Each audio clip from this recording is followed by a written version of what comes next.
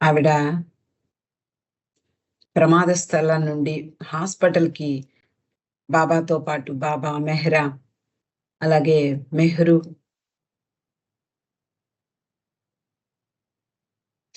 హాస్పిటల్‌కి చేర్పించిన తర్వాత మణి, డేలియా, సరోష్ వీళ్ళ ముగ్గురు బయటికి వచ్చి ఒక హోటల్ చూస్తాను అని చెప్పడం. ఆ తర్వాత ఆ సమయంలో ఆమెకు అంటే షాక్‌లో ఉన్నారు వీళ్ళందరూ. ఏం జరుగుతోంది? ఏం జరగబోతోంది? అని అయోమయ స్థితిలో ఉన్నారు. కాబట్టి ఆ సమయంలో మణికి కొంచెం వేడిగా కాఫీ తాగాలననిపించింది. నిన్న ఆవిడ అవస్థంతా మనం తెలుసుకున్నాం. ఈ రోజు విషయంలోకొద్దాము. అవతార్ మెహర్ బాబా కీ జై. మణికి లోపల కాఫీ పడగానే హాస్పిటల్‌లో తాను చేయవలసినటువంటి పని ఏమిటి అని ఆలోచించి హాస్పిటల్‌కి వెళ్ళి ఇంకా హాస్పిటల్‌కి వెళ్ళింది అంటే మనకి అర్థమవుతుంది. ఒక పక్కన బాబా, ఒక పక్కన మెహ్రా, మెహ్రు, అలాగే ఎలిజబెత్ పేటర్సన్. వీళ్ళు నలుగురు కూడా తీవ్రంగా గాయాలతో హాస్పిటల్‌లో జేరారు. వెంటనే ఆమె మణి పనిలో పడింది. తర్వాత ఆమె ఆలోచించుకుంటూ ఉంటుంది.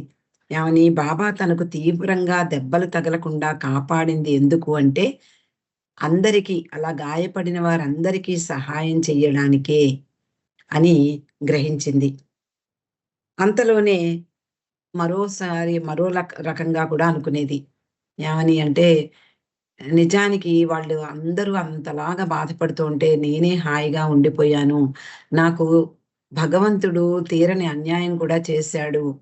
వాళ్ళతో పాటు బాధపడకుండా నేను హాయిగా ఉన్నాను అని ఆమె బాధపడేది. సరే ఐవీ జ్యూస్‌ని ప్రేగ్ హాస్పిటల్‌కి రమ్మనమని టెలిగ్రామ్ ఇచ్చారు. ఆవిడ వచ్చింది. వచ్చి మణిని చూసి అంటుంది. మణి చాలా తక్కువ దెబ్బలే తగిలాయి. మోకాళ్ళు గీరుకుపోయాయి. పాదాలు బాగా దెబ్బలు తగిలాయి. గీసుకుపోయాయి.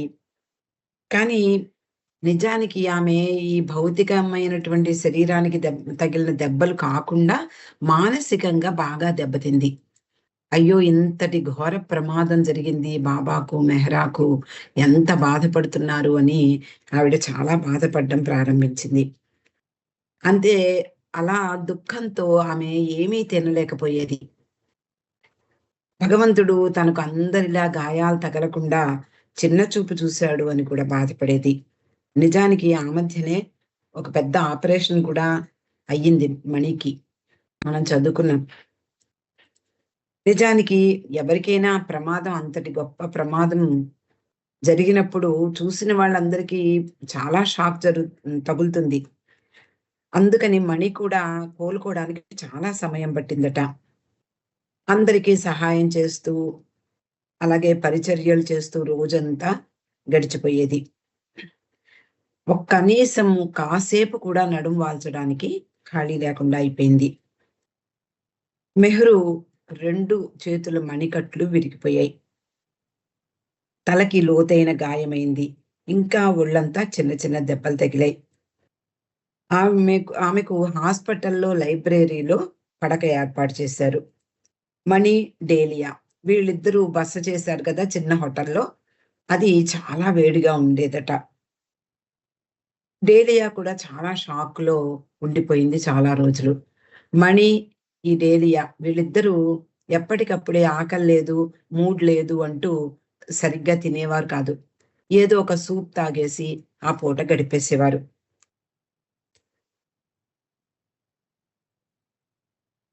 మణి అంటుంది, "నేను చాలా కొంచెం మాత్రమే గాయాలతో బాధపడ్డాను. కానీ నాకు మిక్కిలి బాధ కలిగించేది ఏమిటి అంటే మెహ్రా, బాబా. ఇద్దరూ అంతగా బాధపడుతుంటే నేనేమీ చెయ్యలేకపోతున్నాను. ఇది నా బాధ" అని చెప్పుకుంటూ ఉండేది. వారిలా నాకంత బాధ ఇవ్వలేదు అని బాధపడేది. మెహ్రు ఆ రోజుల్ని గుర్తుకు తెచ్చుకుంటూ ఒకసారి ఒక్లహామా వెళ్ళిందట. అంటే ఆహ్, గా ఈ యాక్సిడెంట్ అయిన తర్వాత 50 సంవత్సరాల తర్వాత అంటే 2002వ సంవత్సరంలో మెహ్ మెహ్రూ ఒక్లహామా వెళ్ళింది. అక్కడ వ వాళ్ళతో తన అనుభవాన్ని పంచుకుంది. బాబా అలాగే మెహ్రా వీళ్ళందరూ కూడా ఈ గాయాలు అంటే ఈ అనుకోకుండా జరిగినటువంటి యాక్సిడెంట్ ప్రమాదం కారణంగా చాలా బాధలు అనుభవించారు. కాబట్టి కొన్ని రోజులు హాస్పిటల్‌లో ఉండి రావడము, ఆ దెబ్బలు తగ్గడానికి చాలా సమయం పట్టింది. ఇవన్నీ చూసి అస్తమాను డాక్టర్ల దగ్గరికి వెళ్ళడం, ఎక్స్‌రేలు తీయించుకోవడం వీటన్నిటికి ఎప్పుడు దాంతోటే సరిపోయేది. అలా వాళ్ళిద్దరూ చాలా ఆ ప్రమాదం యొక్క ప్రభావం వాళ్ళ మీద చాలా ఉంది. మెహ్రాలో కూడా చాలా మార్పు వచ్చింది. మానసికంగా ఆమె చాలా సున్నితంగా తయారైంది. చిన్న విషయాలు విన్నా కూడా ఆమె చాలా స్పందించేదట.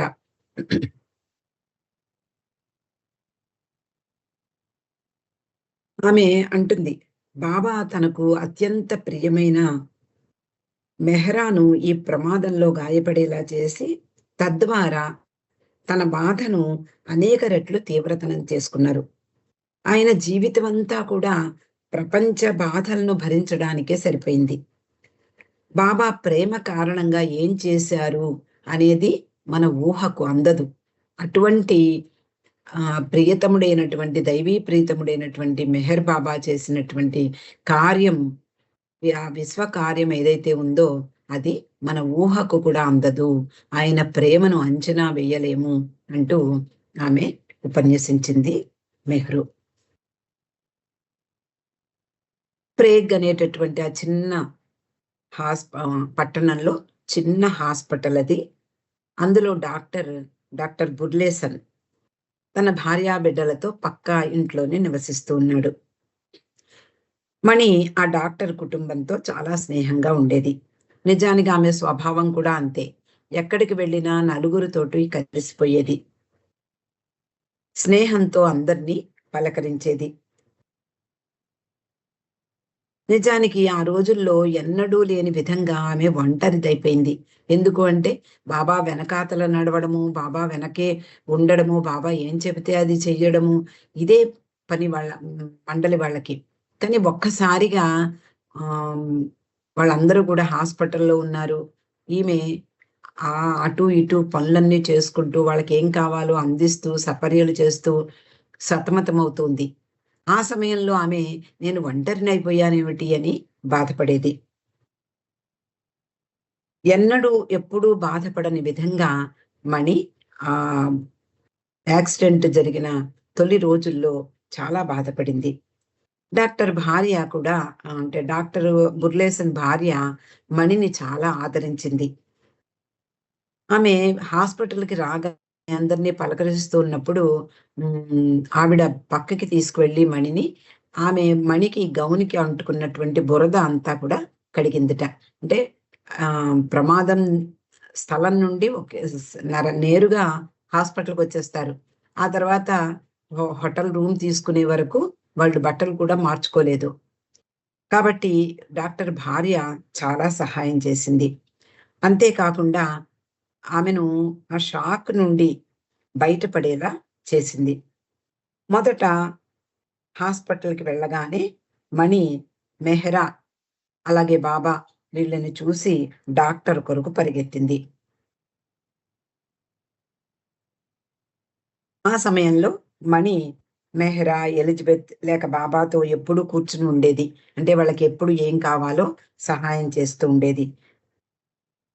తర్వాత అందరితోటి స్నేహం కూడా ఆటోమేటిక్‌గా ఆమె చేసేది. నిజానికి ఆమె స్వభావం అది.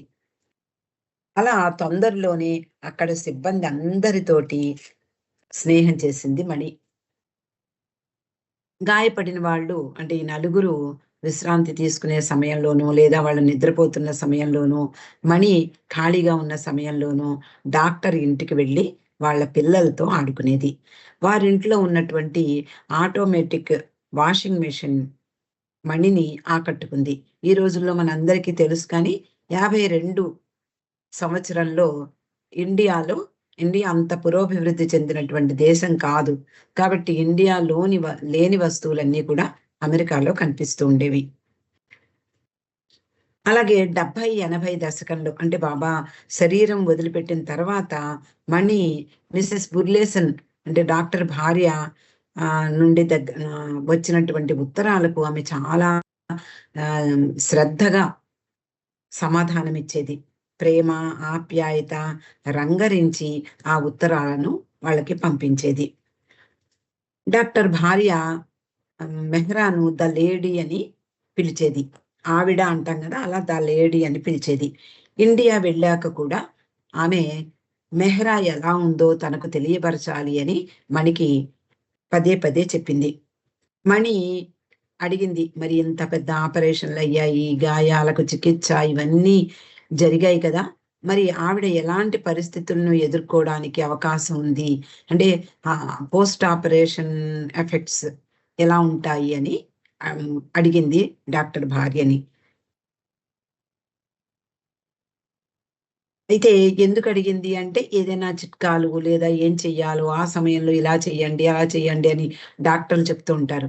కాబట్టి బుర్లేసన్ భార్యను కూడా మణి అడుగగా ఆమె అంటుంది, మరి ఇలాంటి పెద్ద ప్రమాదం నుండి బయటపడింది, ఆపరేషన్లు అయింది, అలాగే చికిత్స కూడా జరిగింది. ఆమె తలకి గాయం అవడం వల్ల ఎక్కువగా తలనొప్పితో బాధపడవచ్చు అని చెప్పిందట. కానీ మెహ్రాకు బాబా దయ వల్ల ఏమీ అలాంటి బాధలేమీ లేవు. నిజానికి మణి అంటుంది, నిజానికి నాకు తలనొప్పొచ్చేది, మా పనులన్నీ చేసి టెన్షన్‌లో నాకు తలనొప్పొచ్చేది అని చెప్తోంది. బాబా కృపతో మెహ్రాకు ఎటువంటి బాధలు లేవు.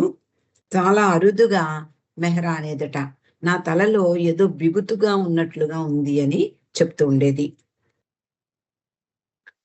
బుర్లేసన్ భార్యకు ఈ విధంగా ఉత్తరం రాసింది మణి.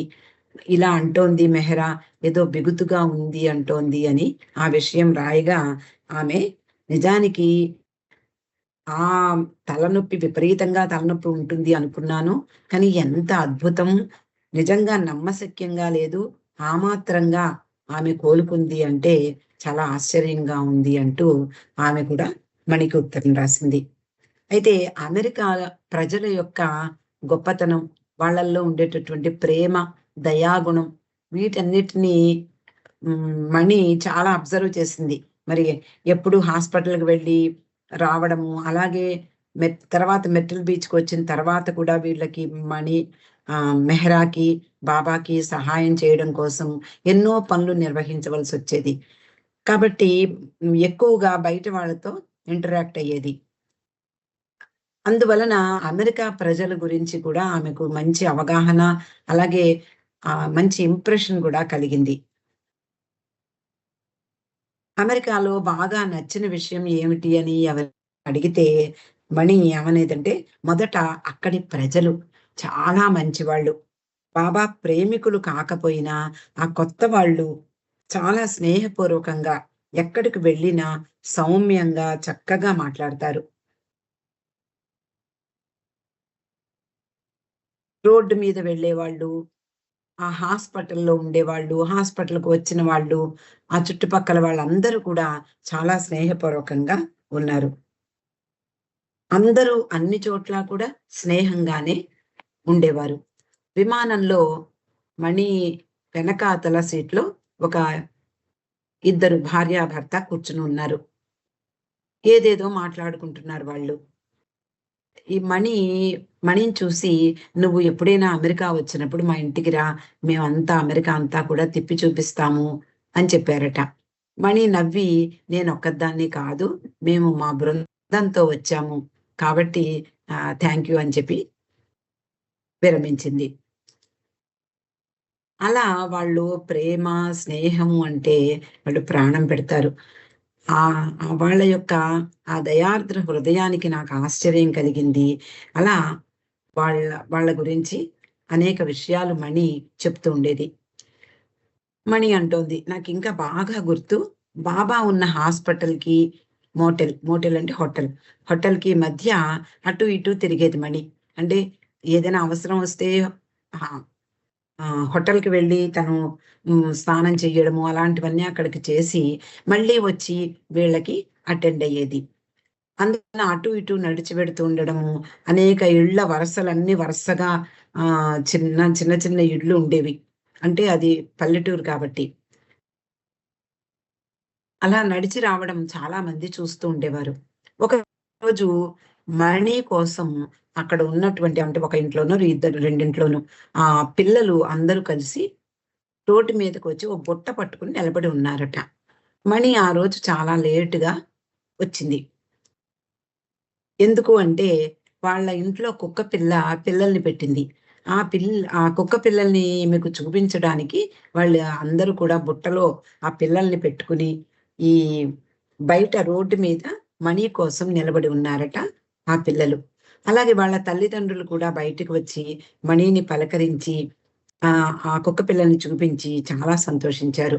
వాళ్ళు తరచూ ఆ గాయపడిన వాళ్ళు మీ అన్న లేకపోతే మీ మెహరా వీళ్ళందరూ ఎలా ఉన్నారు? గాయపడిన వాళ్ళెలా ఉన్నారు? అని ఎప్పుడూ అడుగుతూ ఉండేవారు.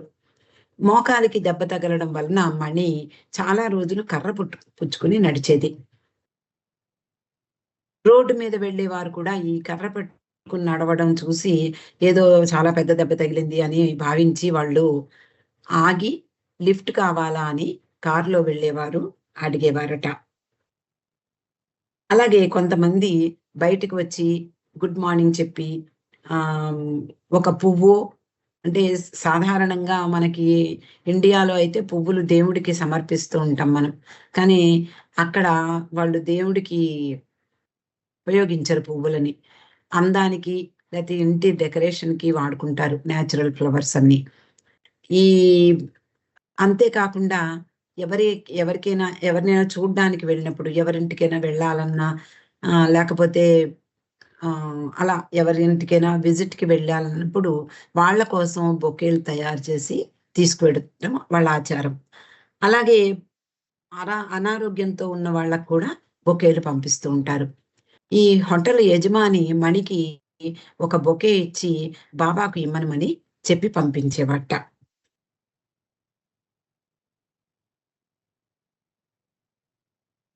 మనకి అనుకోని ప్రదేశాల్లో కూడా ఇలాంటి అనుభవాలే ఎదురయ్యాయి.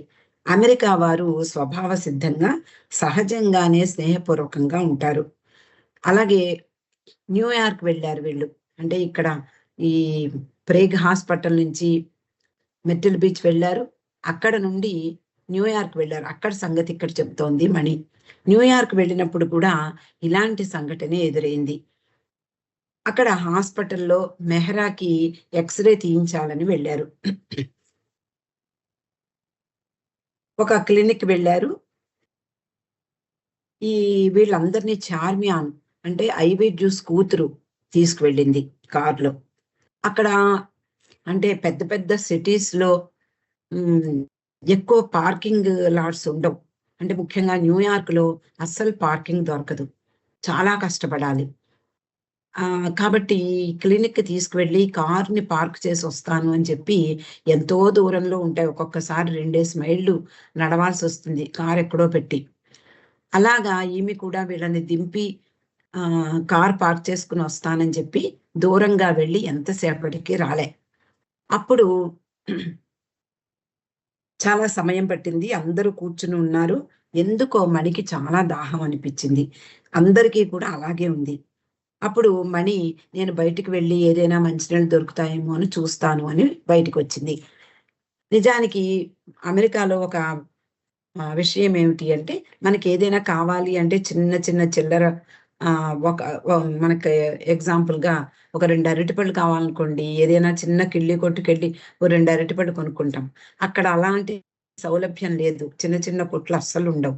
పెద్ద పెద్ద మాల్సు, పెద్ద పెద్ద స్టోర్స్ ఉంటాయి. అక్కడే ఏదైనా దొరుకుతుంది ఆ చుట్టుపక్కల. కాబట్టి మణికి అందులో ముఖ్యంగా మంచినీళ్ళు అస్సలు దొరకవు.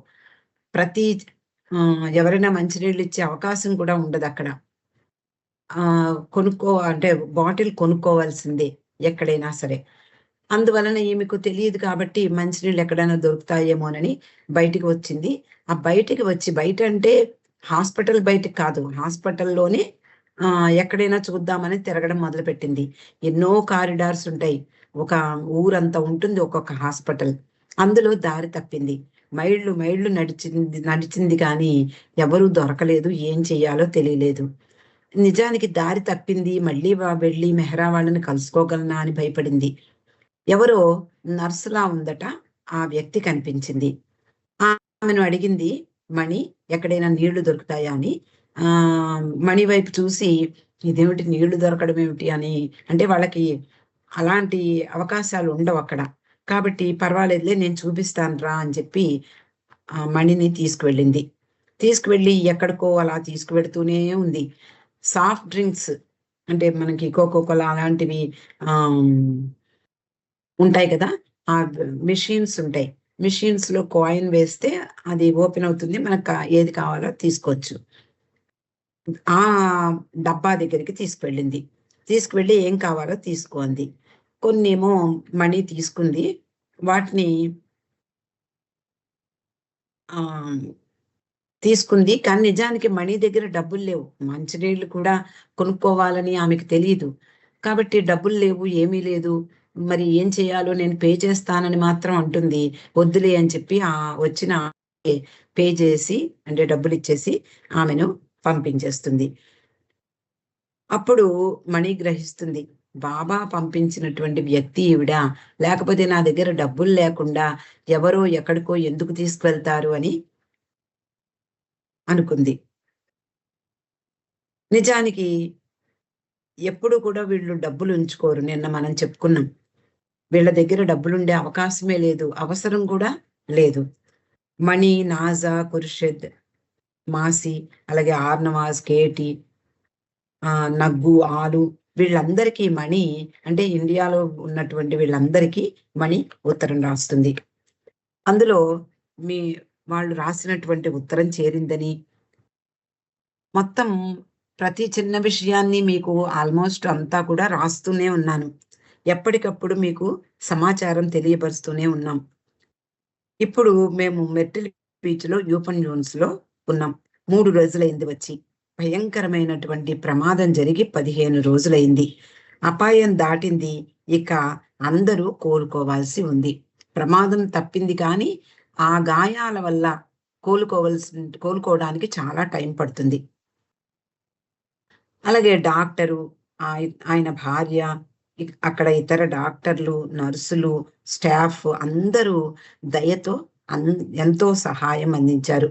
చాలా స్నేహపూర్వకంగా ఉంటారు. ముఖ్యంగా వారంతా బాబా పట్ల ఆకర్షితులయ్యారు. చూడండి, దైవీ మానవుడు ఎవరికి ఎక్కడ ఎలా దర్శనమిస్తాడో మనకి తెలీదు. అనుకోకుండా వాళ్ళెప్పుడు కల్లో కూడా అనుకోరు. అలాంటిది వాళ్ళకి వాళ్ళ చేత బాబా సపర్యలు చేయించుకున్నారు. అలాంటి భాగ్యం వాళ్ళకి లభించింది. అందువల్ల ఎవరు ఎక్కడ చూసినా బాబా ఎంత తనని తాను మరుగుపరుచుకున్నా కూడా ఆ దైవత్వ లక్షణాలు కొన్ని కనుమరుగయ్యేవి కావు. ఎవరు చూసినా అందులో ఏదో ఆకర్షణ ఉంది. ఆయన ఎవరో మహానుభావుడిలా ఉన్నారు అని గుర్తించేవారు. అంటే భగవంతుడిని గుర్తించకపోవచ్చు. దైవీ మానవుడని గుర్తించకపోవచ్చు. అవతార పురుషుడని గుర్తించకపోవచ్చు. కానీ ఆయనలో ఉండేటటువంటి దైవత్వం వాళ్ళకి తెలిసి తెలియకుండా వాళ్ళ హృదయాన్ని టచ్ చేసేది. కాబట్టి వాళ్ళందరూ బాబాకు ఆకర్షితులయ్యారు.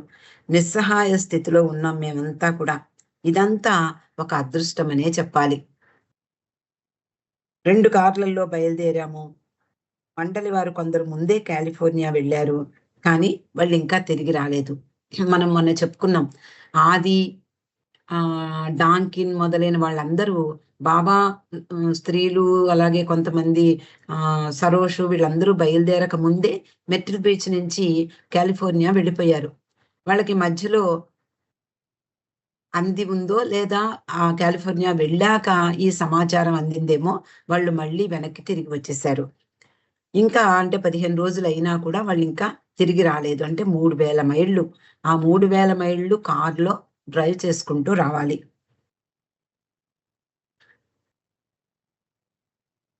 మొదటి వారం అంతా కూడా మణి రాస్తోంది. ఎంత నరకం చూసామంటే అంత నరకంగా అనిపించింది. సరోష్ అందరికీ టెలిగ్రాములు పంపించాడు. డబ్బు కూడా లేదు మా దగ్గర. చెక్కులు సైన్ చేసే ఎలిజబెత్ నిస్సహాయ స్థితిలో ఉంది. ఆమె చేతి వేళ్లు కదలటం లేదు. ఎంత బాధగా ఉంటుంది. చెక్కు మీద సంతకం చేస్తే తప్ప డబ్బులు విడుదలవ్వవు. మేం పూర్తిగా నిస్సహాయ స్థితిలో, నిరాశామయ స్థితిలో ఉన్నాం. అంటే నవజీవనం ఇంకా మాకు సాగుతోంది అన్నట్లుగా ఉన్నాము అంటోంది. అన్ని విషయాలు వ్రాయలేకపోతున్నాను. బాబా, మెహ్రా, ఎలిజబెత్ చాలా గాయపడ్డారు. మెహ్రూకి నుదుటి మీద గాయానికి కుట్లు వేశారు. ఆమె రిస్ట్ అంటే 2 మణికట్లు ఫ్రాక్చర్స్ అయ్యాయి. ఒకదానికి కట్టు కట్టారు. మరో దానికి బ్యాండేజ్ వేశారు. ఎలిజబెత్ కారులో ఆమె చక్రం మధ్య ఉండిపోవడంతో పక్కటెముకలు, చేతులు విరిగిపోయాయి. 7 పక్కటెముకలు విరిగాయి. ఒక చెయ్యి ఆపరేషన్ చేశారు. ప్రస్తుతం మంచం మీదే ఉంది. అయినా ఆమె ముఖం మీద చిరునవ్వు చెదరలేదు. మెహ్రా నుదురు కూడా చాలా లోతైన గాయం అయ్యింది. కుట్లు వేశారు. చాలా గీసుకుపోయాయి. కనురెప్పలు బాగా వాచి కళ్ళు చాలా రోజులు తెరవలేకపోయింది. ఇప్పటికి కూడా ఆమె కొంచెం తెరవగలుగుతోంది. కాస్త నడవగలుగుతోంది. నిన్న బాబాని వీల్ చైర్‌లో తీసుకురాగా వరండాలో మెహ్రా, బాబా కూర్చుని ఉన్నారు. బాబా ఎడమ చెయ్యి, కాలు ఫ్రాక్చర్ అయ్యాయి. కాలుకి కట్టు వేశారు. చెయ్యి ఛాతీకి కట్టి బ్యాండేజ్ వేశారు. షోల్డర్ జాయింట్ దగ్గర విరిగింది. వారు క్యాస్ట్ వెయ్యలేకపోయారు. చాలా బాధగా ఉంది. రాత్రి నిద్రపోలేకపోతున్నారు. ముఖమంతా గీసుకుపోయింది. ఇప్పుడు కాస్త పర్వాలేదు. హాస్పిటల్ 2వ రోజున బాబా ముఖం ఎలా ఉంది అంటే చాలా బాధ కనిపించింది.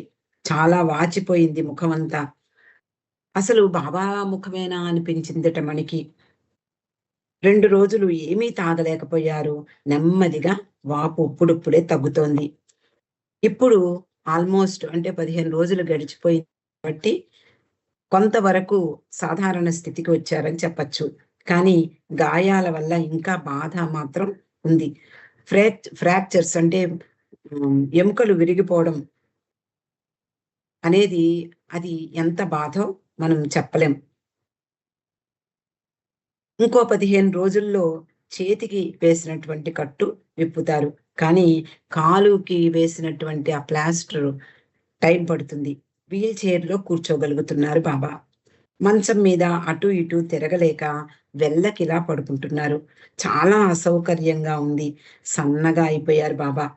మనకి ఎప్పుడూ చెప్పే విషయమే. ఇది ఆయన వ్యక్తిగతమైన ఆపద. ఎప్పుడు బాబా, ఏమిటి బాబా నువ్వంత సర్వజ్ఞుడివి, సర్వశక్తిమంతుడివి. నీకు ఏమిటి ఈ ఆపదలు అని ఎవరైనా ఇంకా మండలి వాళ్ళెవ్వరూ ఎప్పుడూ అడగరు. ఎందుకు అంటే బాబా ఇచ్చకు వాళ్ళు తలవొగ్గి ఉన్నారు. కానీ ఎవరు అడగక ముందే బాబా చెప్పేవారు. ఇది నా వ్యక్తిగతమైన ఆపద. నేను కావాలని చేసుకున్న ఆపద అని చెప్తూ ఉండేవారు. ప్రపంచ ప్రయోజనం కొరకు భయంకరమైన ఆపద ఎవరి పైన వేసుకుంటారు భగవంతుడు తప్ప? అలా బాబా, మెహ్రా వారి వారి వ్యక్తిగతమైన బాధలను అనుభవిస్తూ ఉన్నారు అంటూ మణి ఎంతో సుదీర్ఘంగా ఆ ఉత్తరాల ద్వారా ఇన్ని విషయాలు చెప్పింది. అవతార్ మెహర్ బాబా కీ జై.